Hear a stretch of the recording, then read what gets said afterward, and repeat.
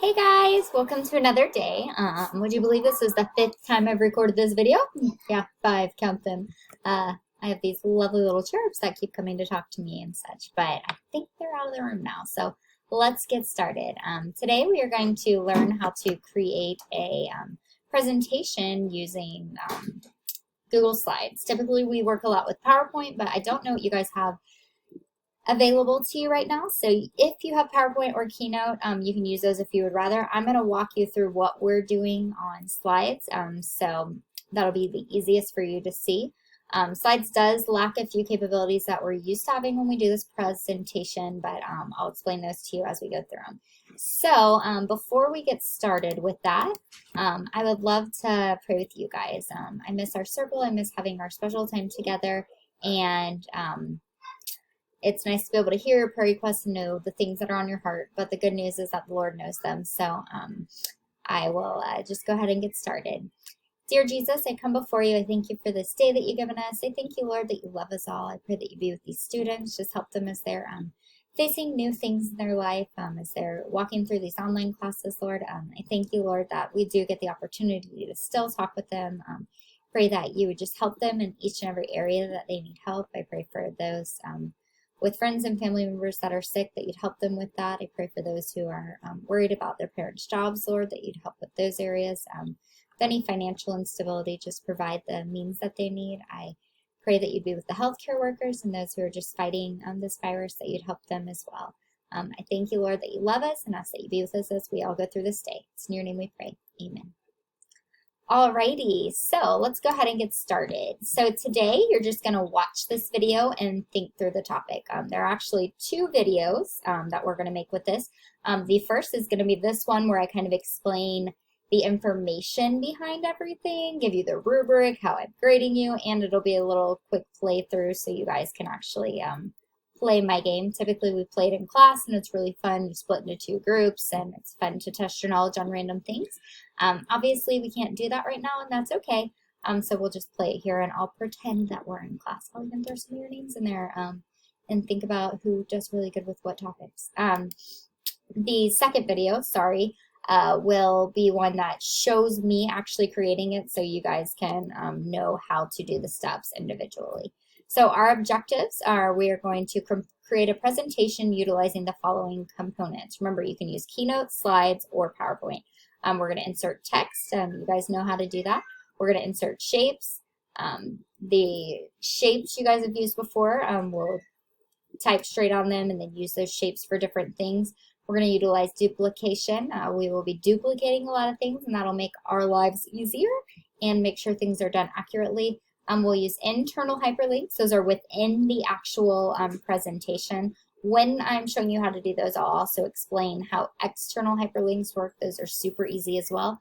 And then we'll utilize animations. So let's go forward. Here's your suggested workthrough. Now it says suggested at the top, but there are a few things that have to happen. Day one, that's today. Watch this video, watch the second video, then think of topics.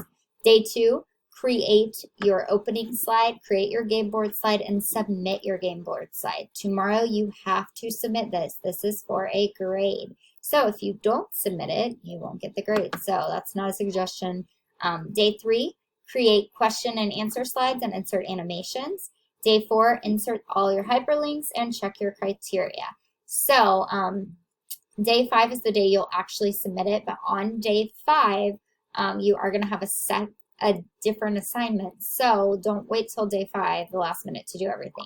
This is broken down so that you will be ready to go and just all you'll have to do on day five is submit so you can get your other work done. Requirements, you're going to have 3 categories. When you are watching me present mine in just a second, it's going to have 4 categories. You do not have to have 4. We're not at school. I can't help you individually, so I'm making it a little easier and a little smaller. The 3 categories have specific categories. So number 1, your choice. So something that you like, something that's fun for you. Number 2, related to a subject that you are currently taking at school.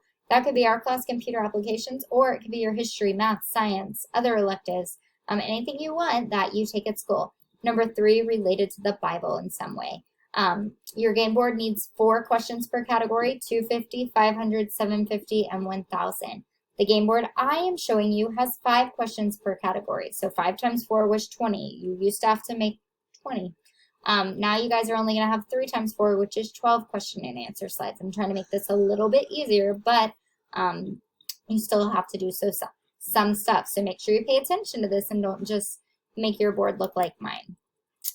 How am I grading you? So, oops, sorry guys. How am I grading you? So, first of all, in your opening slide, is the title present? It should just say Jeopardy. Go figure. Pretty easy. Is your name present, and is there a theme? That theme we're going to use throughout, so that will help with later things. Number 2, categories. The 3 categories are present and within the category requirements. So do they meet those categories we just talked about? Number 3, the game board. It should be complete with 12 question buttons and 3 topic buttons, and it should be aesthetically appealing. As long as you have that theme, that's going to work out. Questions, they should appear automatically. That happens just as long as you type them. They should be appropriate. Obviously, let's keep things, appropriate. And they should relate to each topic. So if you are talking about history, don't put a math question in there, unless for some reason it applies to history. Answers appear after clicking. That's those animations I was talking about. Super easy to do, but you have to put them in there for them to work. Are they accurate? Obviously, if you ask who was swallowed by a whale and you put Peter, that's not the right answer. It was Jonah. So put the right answer, and they should relate to each topic. Hyperlinks to questions. So each button should be linked to the appropriate question. Hyperlink to game board. Each slide is linked back to the game board. I'll show you what all this means. And then number of question slides. Do you have all 12 question slides, or are you missing some? So as you can see, this criteria is here. It's also going to be attached to your assignment. All right, so let's play a quick game. Typically, I divide the class into 2 sides. So let's pretend that Mira's on one of the teams, and she shouts out that she wants to do Disney songs for 200. So I would come over here to Disney songs for 200, and I would click on this thing. Now you'll notice it automatically goes to Disney songs for 200, and it has the question but no answer. That's good news. I got full credit for this slide. Which Disney princess gets down to business to defeat the Hun? Taryn knows this very well and starts singing the song, and all of a sudden we know that it is Moo. Oops. Oh man, I clicked. Sorry, my mouse is really sensitive. So we're around 300. Nope. 200. Okay. So I'm going to click and I hit my mouse, and the answer is Mulan. So then I'll click this star and I go back to my game board. So now Charlie wants to turn, and Charlie is like, I watched Elf this year. Let me ask an Elf question. He's feeling a little bold, so he goes for 300. What does Buddy tell Jovi to be careful of when walking across the street? Jason gets really excited, and he's like, I know. He whispers to his friend, and they say the yellow ones, and that is correct. We want to be careful of the yellow ones because they don't stop, and obviously they're talking about taxi cabs. Good job, Charlie. Good job, Jason. This is funny, but that's okay. Then I'll click this star, and it'll take me back. We'll do one more. Let's see. Let's say that Sade wants to do Heroes of the Old Testament for 400. Which prophet challenged 450 false prophets to start a fire and then started a fire on wet wood with God's help alone? Silence. Does anyone know? And then Ryan chimes in that he knows that it was Isaiah or Elijah. I just said the wrong answer. It's Elijah.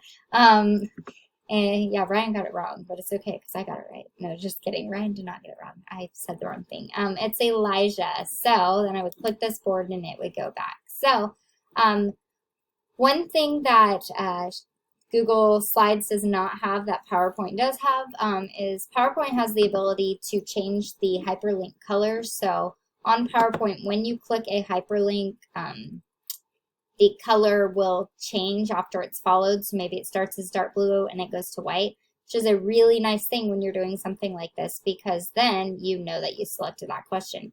We don't have that capability. Typically, that's something that you guys would get counted off for, but because we don't have that capability, I'm not requiring that. Go ahead, and this is the end of video 1. You guys can start at video 2 now.